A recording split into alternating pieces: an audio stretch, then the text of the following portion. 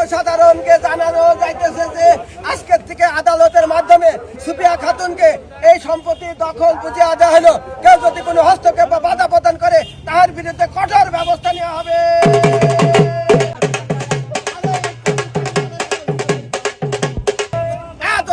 সর্বসাধারণকে জানানো যাচ্ছে যে আজকে থেকে আদালতের মাধ্যমে 330 পয়েন্ট এই সম্পত্তি সুফিয়া খাতুনকে দখল বুঝিয়ে দেওয়া হলো। কেউ যদি কোনো হস্তক্ষেপ বাধা প্রদান করে তার বিরুদ্ধে কঠোর ব্যবস্থা আদালত নেবে।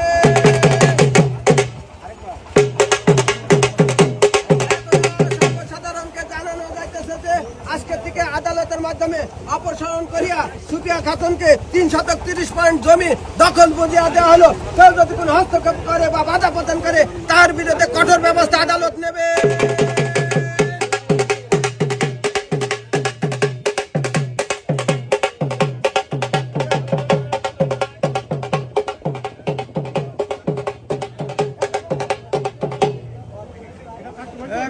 ইনফরমেশন ছিল